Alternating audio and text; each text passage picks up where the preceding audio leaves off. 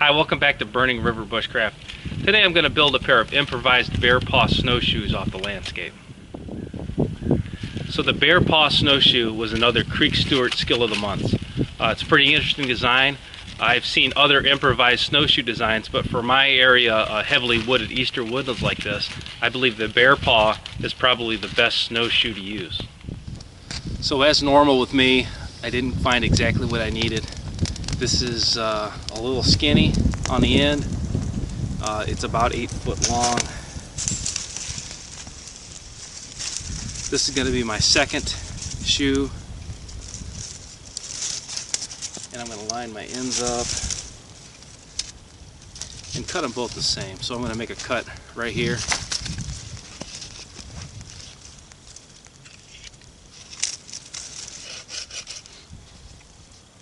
So I'm going to try to do my first bend right here. I'm going to use this as one of my flat sections. I'm going to thin this down. But right where this curve is, I'm going to try to heat this up and bend it a little bit.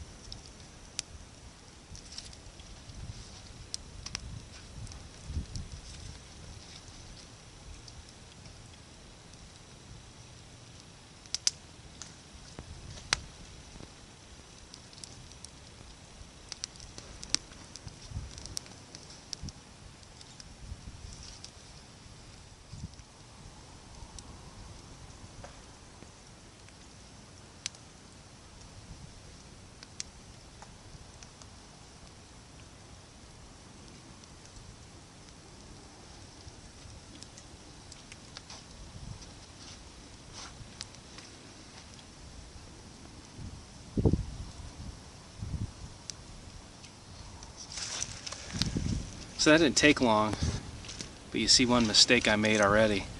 When I was nicking the branches off, there happened to be a nick right here. You got to really be careful with this outer layer of bark, and I got too heavy into it. I'm going to, I'll just wrap this with cord to strengthen it and carry on. So right now, I'm going to put a line in here, tie this off real quick, and work on the other side.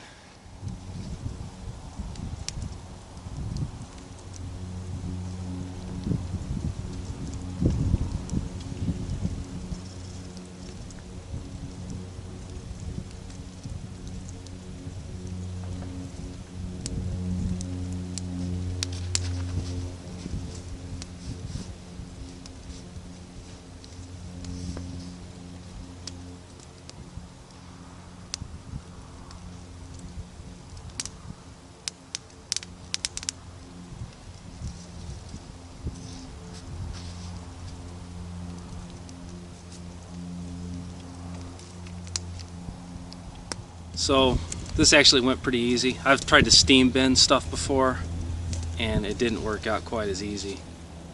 This is good wood to work with. That's helping me.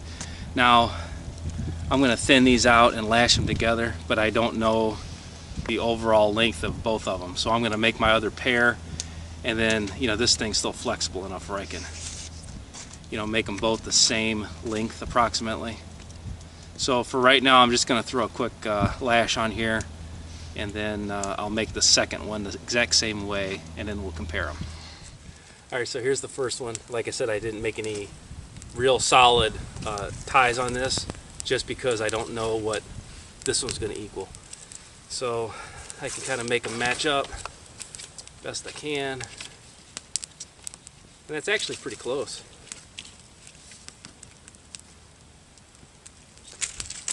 So I'm going to tie this one off the same way. Now if you notice this one, I don't have that nick in the front because I didn't nick the outer bark with my knife. Just dumb luck on that one. That was probably my fault. This one's a little thick, a little weird here on the end. So when this other end bends around, I'll try to get rid of as much of this as I can. But so far so good. I'm going to tie this off and then I'll work on the other end.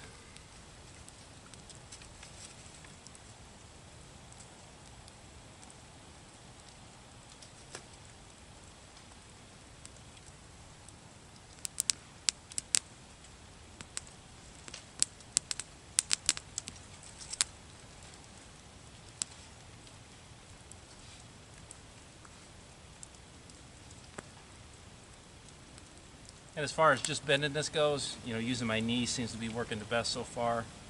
That way I can kind of feel how much pressure I'm applying.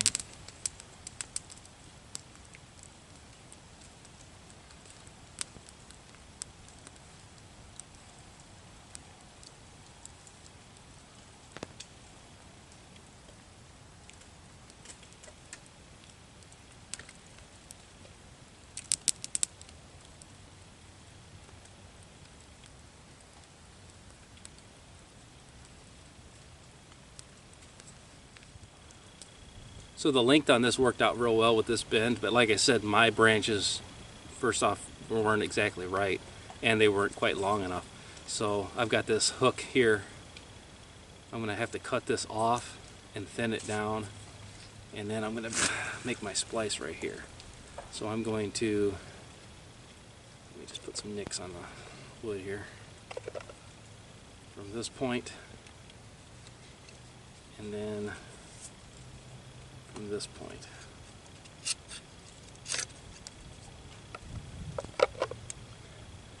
So I'll leave this in place. I'll tie this one down here real quick just so it doesn't get away from me, and then I will flatten this out. Once this is flattened, then I will, you know, lob this off. Kind of works out best that my knot is not on a functional part of the shoe.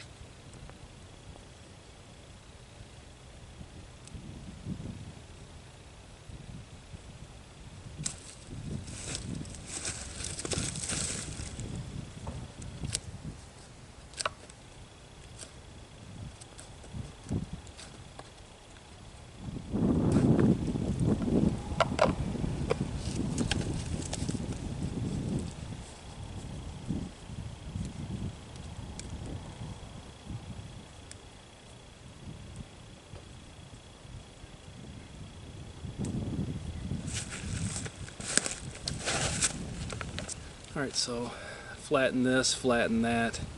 You know, it's a little small, but it's what I got to work with. So I'm going to run a big lash across this. I'm going to lash it way high, way low, twist it real tight, and that should hold it in place. So this isn't going to show up real great here, but I've got a stopper knot, and then I'm going to put a clove hitch on my frame, and then about every 3 or 4 inches I'm just going to do a half hitch.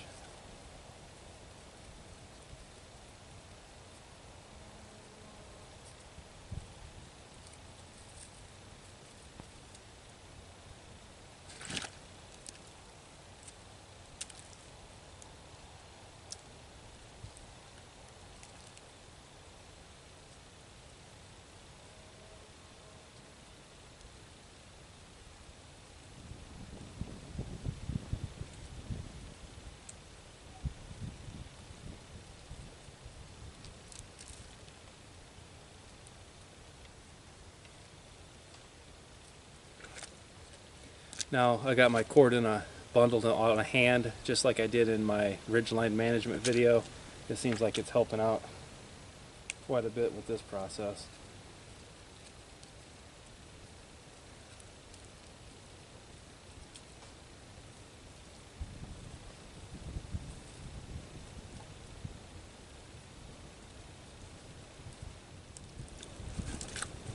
Okay, so now that I am all the way around the first time, the second half hitch is going to be in the loop of the first. So I'm going to poke that whole bundle through, and here's how the webbing's going to go. Next one's going to go here, and then so forth all the way around. So hopefully you can see how the pattern's starting to come into play. You know, I might have missed something somewhere, but it's pretty good so far. This straight string here Once this is all wrapped in, I'm going to cut it. But you get the idea. Just a series of overhand hitches. Or I'm sorry, a series of half hitches.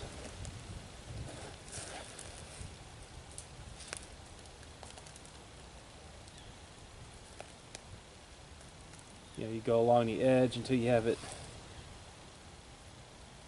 you know, wide enough where it's going to stretch to the middle.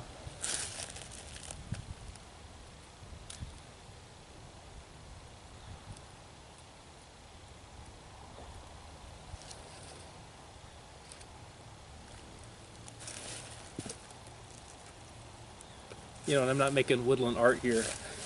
I'm trying to get a pair of functional bear paw snowshoes.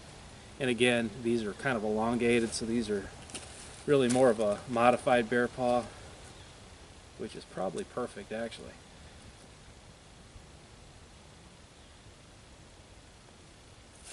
So I ended it right here. I'm going to go ahead and give that a double knot. Alright, so the weaving is all done. You know, my whip is tight here. My repair whip's done here. So I've got one shoe done, one shoe to go, and then I got to put cross braces in for my feet. You know, this is you know, the first week of March. I got marginal snow on the ground right now. I don't need snowshoes, but I definitely don't want to make snowshoes in the middle of the summer. I'd rather do a snowshoe video with a little bit of snow on the ground. So hopefully I can get these finished up tomorrow and at least you know, try them out in what little bit of snow we've got.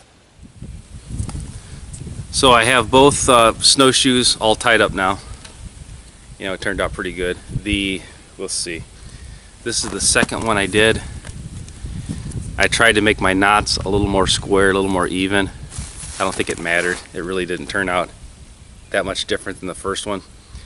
Again, I'm looking for function here. I'm not trying to make woodland art. So the next step is I've got fairly straight, about 1 inch crossbars, and I'm going to flatten these out for my feet and then lash these into place. So I'm going to primarily focus on just flattening out one side. The other side I'll give myself little V cuts where it's going to lash in.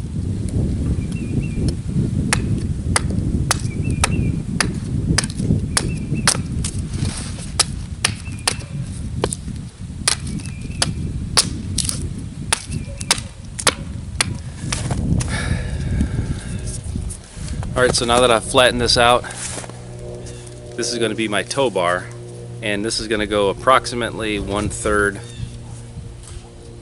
up, and this is going to right under the ball of my foot. So I'm going to give myself a little mark. And another one right here.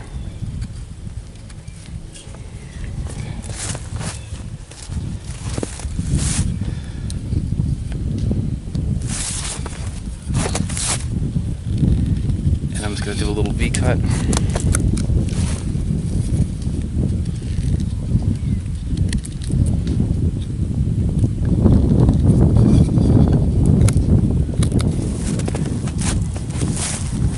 Alright, so the toe boards are lashed on.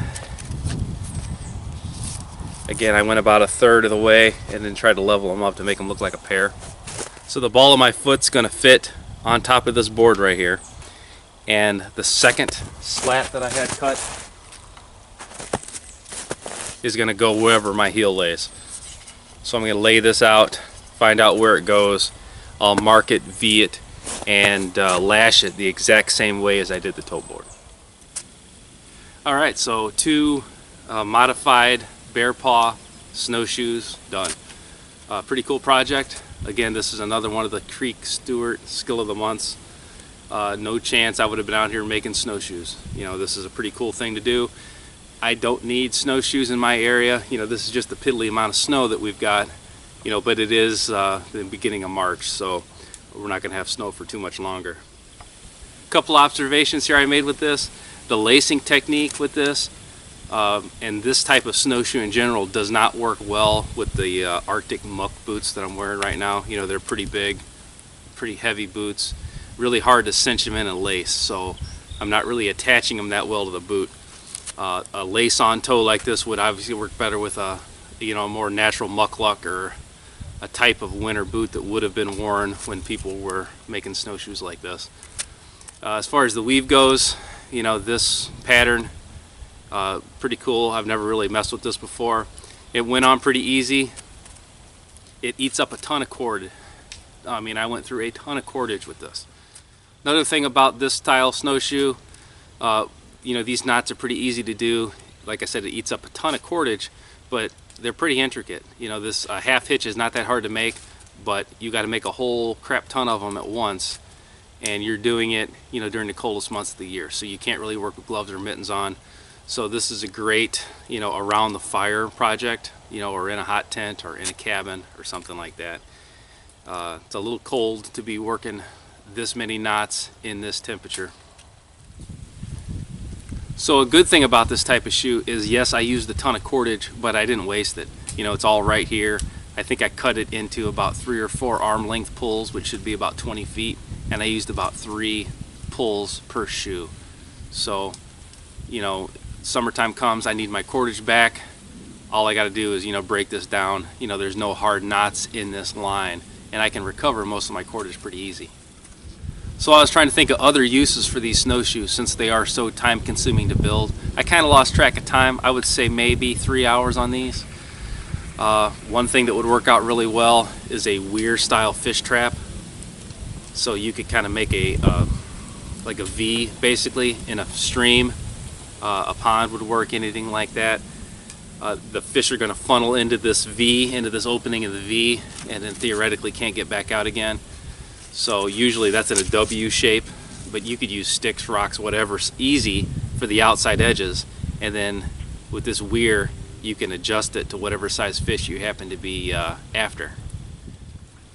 Another use for this snowshoe, when you're not snowshoeing, would be using as a drying rack. I've got 2 of the things. This is tarred bank line, so that's probably not the best choice for that, but it would still work.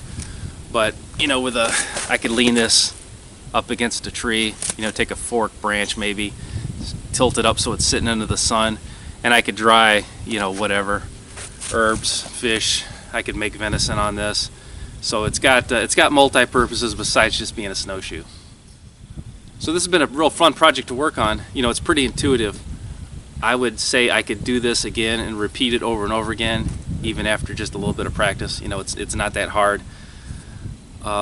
The only issue I'm having is lacing the shoes onto my muck boots that I wear. That's not working out so well. So I've got to figure out something else to use with the kind of shoes that I'm wearing. But other than that, it's been a lot of fun. This has been Jamie Boggs with Burning River Bushcraft. See you next time.